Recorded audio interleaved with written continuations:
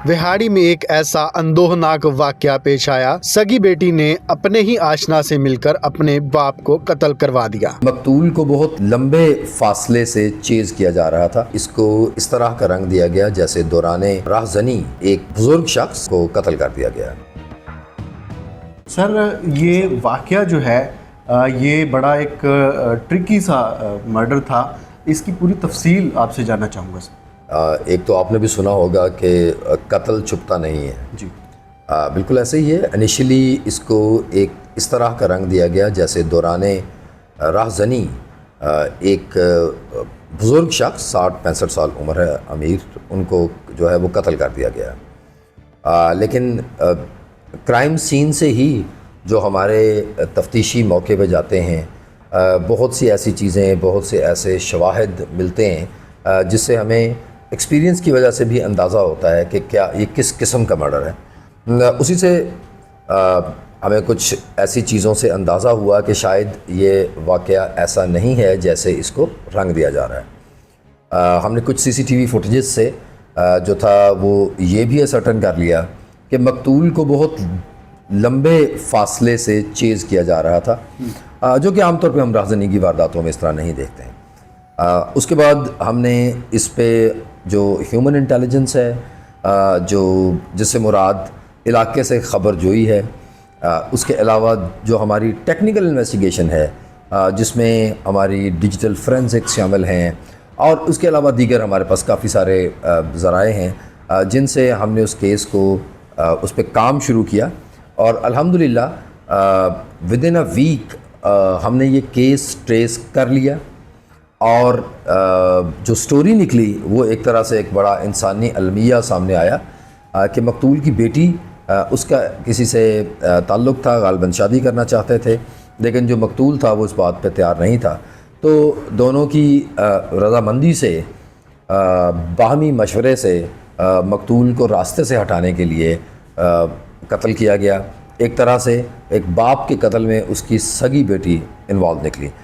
दोनों मुल्ज़मान गिरफ़्तार हैं, दोनों मुल्ज़मान से आला कत्ल बरामद हो चुका हुआ है, दोनों मुल्ज़मान ने अपने इस जुर्म का एतराफ़ कर लिया हुआ है, और इंशाअल्लाह उनको जो मंतकी अंजाम है, जो सज़ा है, वो दिलवाई जाएगी। सर, ये जो ख़ातून और शख्स था वसीम नामी, जो कातिल है, इन्होंने एक वाले जुर्म भी किया, और इस तरह का जो वाक़या है ये यकीनन एक बहुत बड़ी जो है वो हिम्मत इसके लिए चाहिए होती है। तो इस तरह के वाक़यात में जो है वो इजाफ़ा होता जा रहा है। आप क्या समझते हैं कि लोगों को अपने राइट्स ज़्यादा पता चलने की वजह से ऐसे है, या कोई और फैक्टर है इन वाक़यात में इजाफ़े की?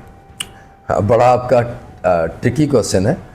मैं नहीं समझता कि इनमें इजाफ़ा हो रहा है, क्योंकि जब हम अपने मर्डर की रेशो देखते हैं तो मर्डर की रेशो पूरे पंजाब में अगर आप आज से 20 साल पहले उठाएं और अब उठाएं तो उसमें एक ग्रेजुअल कमी आ रही है। तो मेरे ख्याल में एजुकेशन में, राइट्स में की अवेयरनेस, जैसे आपने कहा कि उसके साथ साथ लोगों को लॉ भी है, प्लस ये है कि अब दाद रसी के लिए पुलिस ज़्यादा वेल इक्विप्ड है, ज़्यादा मोटिवेटेड है।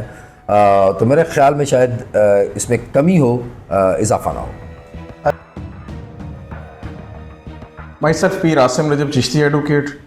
ये रिसेंटली एक दिलखराश वाक़या Chak number 565 EB in the area of थाना फतेह शाह में वकूअ पज़ीर हुआ, जिसमें एक अमीर अली नामी शख्स जो मोटरसाइकिल पर जा रहा था, जिसको ही was gun down by the 2 unknown assailants. Initially तो अननोन थे, देर आफ्टर ड्यूरिंग इन्वेस्टिगेशन तो एक दिल खराश और एक ट्विस्ट आया कि जो कि आम तौर पर हमारे बहुत ही रेयर फिनोमेना होता है। एक सगी बेटी ने अपने बाप को मर्डर करवाया अपने पैरामोर, अपने आशना के साथ मिलकर। ये बात सामने आई और पुलिस ने इसको ट्रेस किया अपनी टेक्नोलॉजी के साथ। इन्वेस्टिगेशन में जो भी उनकी एविडेंस थी उसके मुताबिक उनको ट्रेस किया, और वो दोनों पैरामोर और उसकी रियल डॉटर वो अरेस्ट हुई। और ड्यूरिंग देयर अरेस्ट उन्होंने कन्फेस किया कि उन्होंने अपने बाप को किस तरह मर्डर किया। دو کہ اس کا ایکٹیو پارٹیسپیشن اس اکرنس میں نہیں ہے، لیکن وہ وائکیریسلی لائبل ہے. اس میں دفعہ 34 ہے کامن انٹینشن، ان کی جو نیت مشترک ہے، اور اس کی وہی سزا ہوتی ہے جو 302 کی، جو کہ کیپٹل سنٹینس ہے ڈیتھ کی، وہ بھی سیم اس کو اوارڈ کی جائے گی.